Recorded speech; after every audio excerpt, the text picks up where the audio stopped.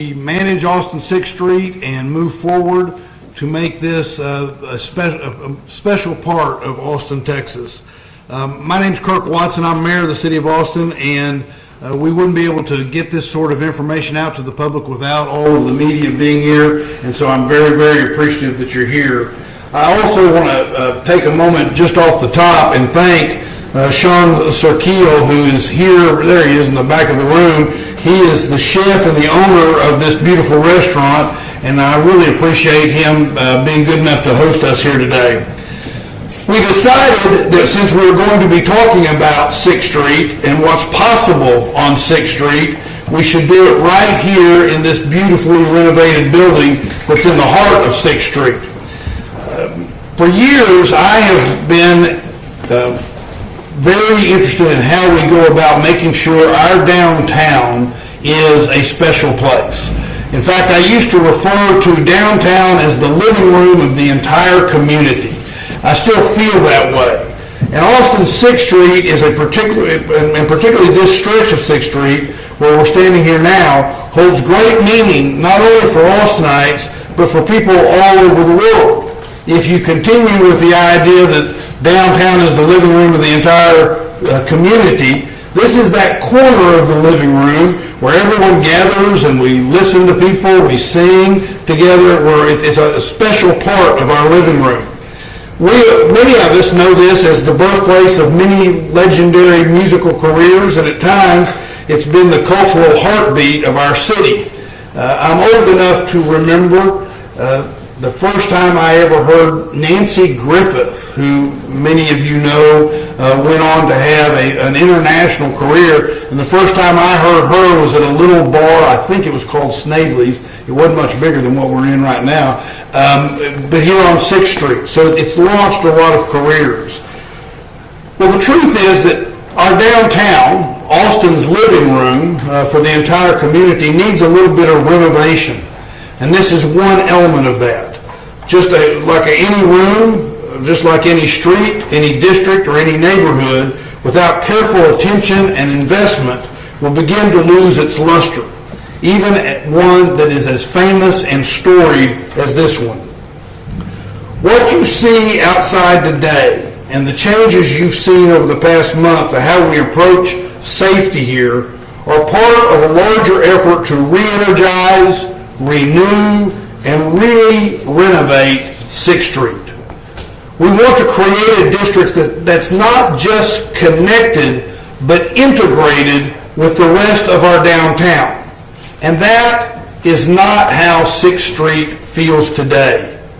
We want to burnish 6th Street's reputation as a lively entertainment district where music legends are born, but we also want a district that isn't a ghost town Monday through Thursday. 6th Street should be a place that is vibrant at all hours, that has ample walking space and restaurants, bars, and retail that appeal to a wide range of people. Most of all, 6th Street must be safe. Safe for pedestrians, safe for revelers, safe for everyone. That's why we're moving forward with these changes, to move pedestrians out of the streets and onto expanded, safer sidewalks. Austin Police Chief Lisa Davis is going to talk through the details of current changes and how we'll be monitoring success. We've been engaging and collaborating with property owners and business owners, and that's going to continue.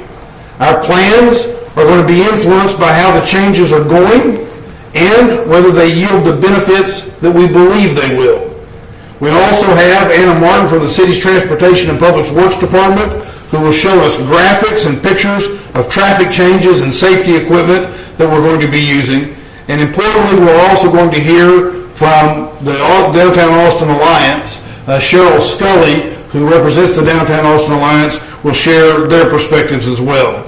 So with that, I want to invite our Chief of Police, Chief Davis, to the podium. Thank you, Mayor. Appreciate that.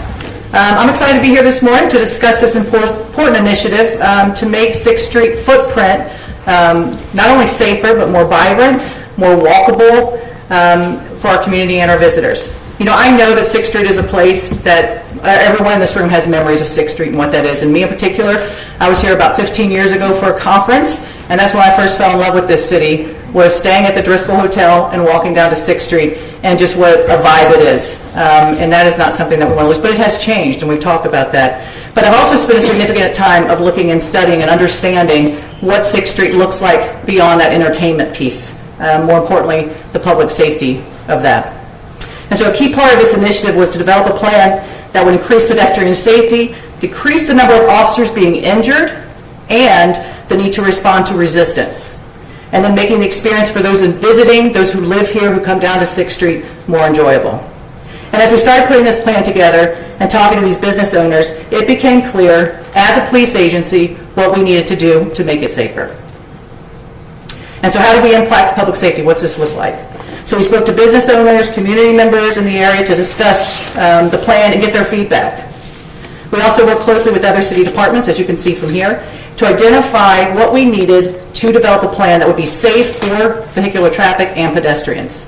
And then we did a soft launch at the beginning of December by opening those parts of 6th Street on Sundays and Thursdays with no incident. We had no incidents on that. So this brings us to where we are today. So 6th Street, opening 6th Street to that vehicular traffic on Thursdays, Fridays, and Saturdays, as well as Sunday. So as the mayor mentioned, we will assess how things are going and then to make those adjustments as needed. I'm going to see how these gaps are and what we need to do if we see any of those gaps. So if you plan on visiting 6th Street this weekend, you'll notice that we've created a wider sidewalk and we've added rubber curbs and fencing. If you're driving, make sure that you maintain a slower speed and be aware of pedestrians. Also be aware of new signage in the area as relating to parking and street closures. I will be out here this weekend, as well as I think some of my friends from EMS and others, to see how this plan is operating, and again, look for any gaps that we need to address. That's it.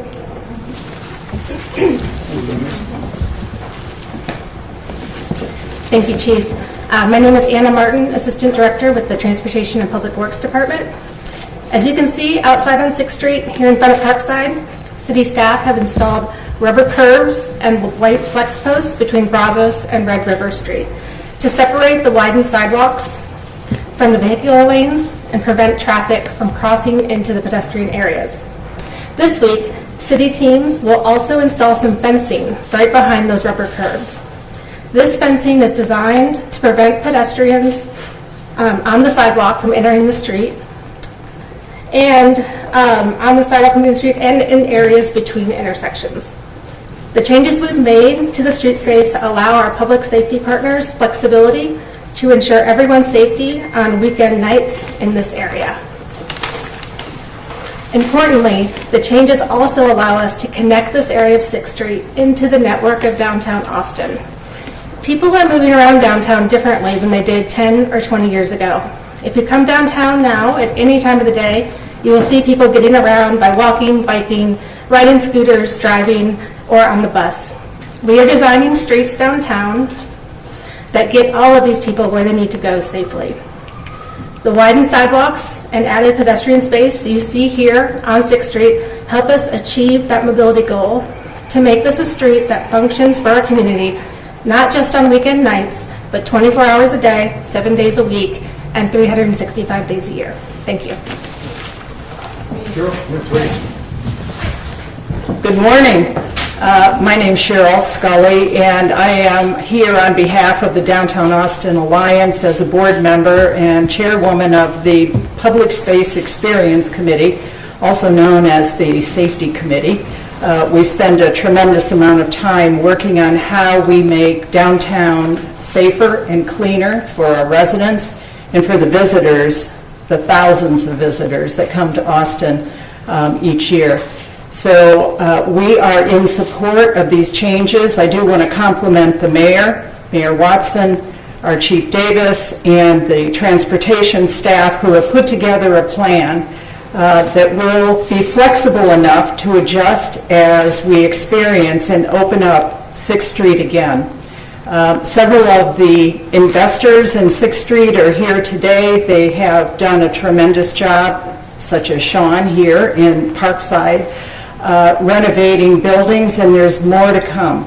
But we have work to do. to make sure that downtown is clean and safe, not just outside of 6th Street, but here on 6th Street as well. So our committee focusing on safety supports what the chief has recommended. We know they're putting together a task force interdepartmental to study the issues and make sure that from all aspects, not just from policing, but from all safety aspects, transportation as well as code enforcement, and legally what we can do to make 6th Street even better. It's historic. We know that it's important to the community, but it needs some work, and I think we all agree with that. So on behalf of the Downtown Austin Alliance, we're here to say we support what the city is doing.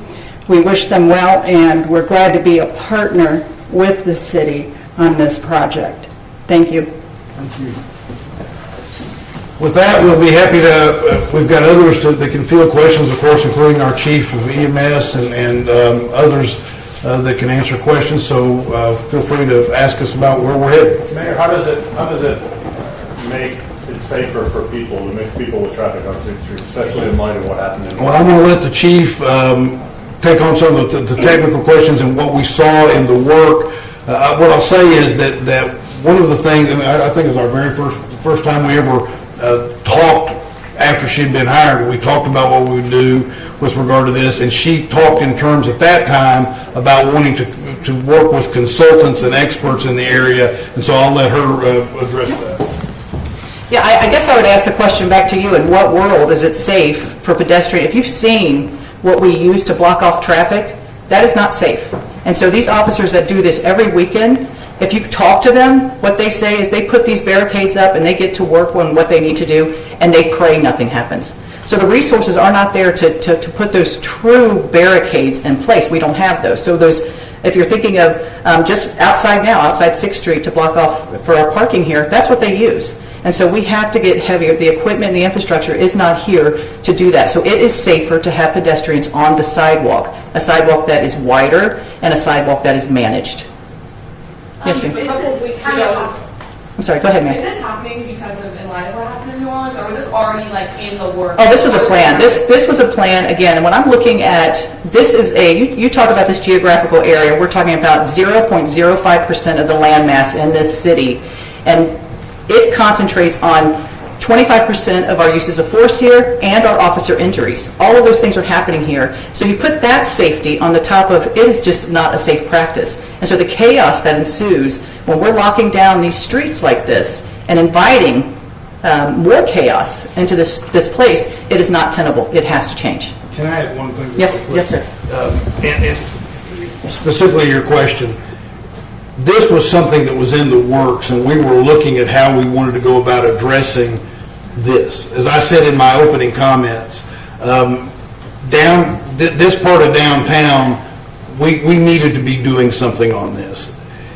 Anytime that you look at an area like this, a street that attracts a lot of people the way that 6th Street does, what happened in New Orleans, even without it happen, had it not happened, even before it happened, those are the kinds of things that are top of mind just as you go about doing those kinds of things. But fortunately for Austin, we were already doing this. Frankly, I think we probably would have been now having something like this event even before New Orleans, but we were waiting on the infrastructure that we were going to put into place to have that ready to go before we were doing something like this. Mary, you know, She had a question that we... Yeah, a couple of weeks ago, there were dump trucks blocking the end of the streets. Are those still there? What was the reasoning for putting them there and then taking them away? So that first week was a response to New Orleans, and that was just me ensuring that this was a lone wolf attack until the FBI came out and substantiated that, right? I wanted to make sure that this is an entertainment district that's known worldwide, and we do get a lot of visitors here, so just to ensure the safety. That second week was about we did not have our infrastructure, were not delivered in time. We had weather. We weren't sure if we were getting icy conditions, so that was part of that for that second week. When it comes to the revitalization and safety of 6th Street as a whole, we heard a lot of these similar promises back when the Safer 6th Street resolution passed a couple of years ago. What is different about this, and what is going to make this stick? I want to say that was a couple of years ago, and one of the things that, so I'll say it, that was a couple of years ago. And one of the things that we have, I think, done better over the last couple of years is recognize when basic needs need to be addressed and then making sure that they're addressed. This is one of the things that I've wanted to see us take action on. As I indicated, I think it was the very first conversation I had with the chief, and I had already had the conversation with the new city manager about what we needed to be doing with regard to 6th Street, renovating 6th Street and addressing it differently. You see us already taking action. We may be announcing something today, but we're ready to take action and have already taken action. But I want to be very clear about something. We're also going to monitor what's going on because we want to make sure that it's achieving the goals we want it to achieve. You have a very forceful, dedicated chief that is looking to make sure it does that. But in addition to that, we will be looking for unintended consequences. And we're dealing with a lot of people in a very specific area, as she has pointed out. So not everything's going to be perfect. And there will be things that you'll see, there'll be things that I see, others will see, and we'll say, well, that's not exactly what we would have wanted. We'll see if we can make changes in those kinds of things. You also see that she's very focused on how she approaches things. So, for example, the answer that she just gave to the past question, there will also be things happen out in the world that will influence things we do for that weekend or maybe a couple of weekends so that we can monitor how things go. This is not going to be something static, but we are acting and we are prepared to do it right now. If I can follow up, can I just clarify? Sure. Just quick clarification. I'm also talking about just the revitalization of 6th Street in general and how that. Sure. Well, part of on revival, we're standing. I'll just say this: you're standing in a place, or in a place, not really standing, but I like your style.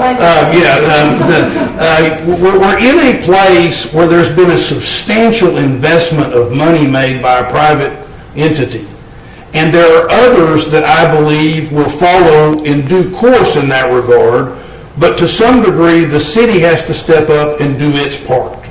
And so I think that what we're doing here is in essence, and that's why you hear Cheryl from the Downtown Austin Alliance talk about the way she talks about it.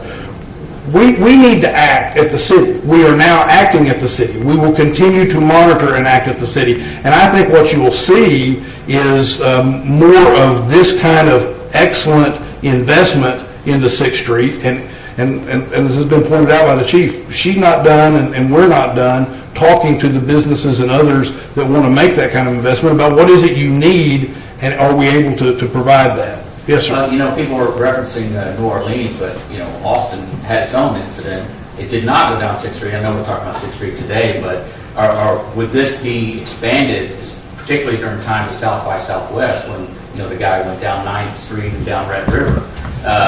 Is that something that this is like, you were saying it's not static, so this you think you're going to continue and move it to other areas in the downtown area? Well, South by Southwest, that will look just like it has in years past. That we have to close down these things for South by Southwest. So that is a different thing. We're talking about a normal weekend and a Thursday through Sunday here on 6th Street. So when we have those larger events that have already taken place year after year, that will continue. And you're never going to be, and I'm never going to promise that we're going to put everybody in a position where nothing bad's ever going to happen. We just don't live in a society where you can say something like that, and while it will always get the news when it happens, and I'm going to ask questions about, am I able to stop all bad things from happening? That's just not realistic. What we will do, though, is exactly as you've seen the chief outline and lay out, is we are going to take actions to make things better and make things safer, and we will continue to do that, and we'll continue to monitor it. We'll do one more question. Yes, sir. Maybe all of the chiefs, we've been talking a little bit about the streetscape, the roadways. Just in terms of like staffing, the presence down here, the resources down here, is that changing much, or is that still going to look about the same? So when you look at the resources that we've spent down here, we're talking millions of dollars a year that we spend on this small little footprint. And so when we make these changes and we make it safer by putting people back on the sidewalks and we're managing that, we are going to be able to move resources. Downtown, and the mayor, he's correct, he had a very candid conversation with me in my interview process about downtown. And how downtown goes, your whole city goes. That's the importance of it. And I understand and I recognize that. So the resources that we use here in this small geographical area, we have got to get control of. And those resources are resources that we can use in other parts of this city. Chief? From an EMS perspective, we do continue to expand our resources here downtown. As some of you may remember, in this past budget year, we were given some funding to increase our overall presence in the entertainment district, which includes a combination of the use of motorcycle medics, as well as additional resources that can really focus in on what's happening here on 6th Street. We do recognize that during times when the bars are open during entertainment, that there is an uptick in the number of medical emergencies here in this area. And in an effort to try to keep that from stripping those resources from elsewhere in the city, we've added additional vehicles, trucks, paramedics that are stationed downtown starting at the beginning of this month, that are focused solely on that, so that those other ambulances and other resources that are out in the community can focus on the remainder of the community. We're also working very hard to expand our presence with our mental health paramedics. In the past year, we've more than doubled the number of mental health paramedics, including adding one to EMS Station 6, which is Fire Station number 1, as well as EMS Station 17, which is over by the Deep Eddy Pool, so that we really can have a holistic approach to how it is that we respond to the various medical emergencies here in downtown. Stephen Truesdale, Fire Marshal. So from the fire department's perspective, one thing that we can do is modify our response for these large events. And because we have the large fire trucks, we also have smaller squad or pickup style vehicles and even ATVs that we can use to respond in this area because of the congestion. And also from our perspective, as far as safety, code enforcement is important. So we do have our special events group and we do night inspections down here to maintain the overall safety within the buildings as well as on the street. You want to close with anything? No, you got it, sir. At least she has my back. Yeah, she got my sick, that's right. Well, thank you all for being here. I will tell you, this is an exciting and important moment for Austin and for our downtown.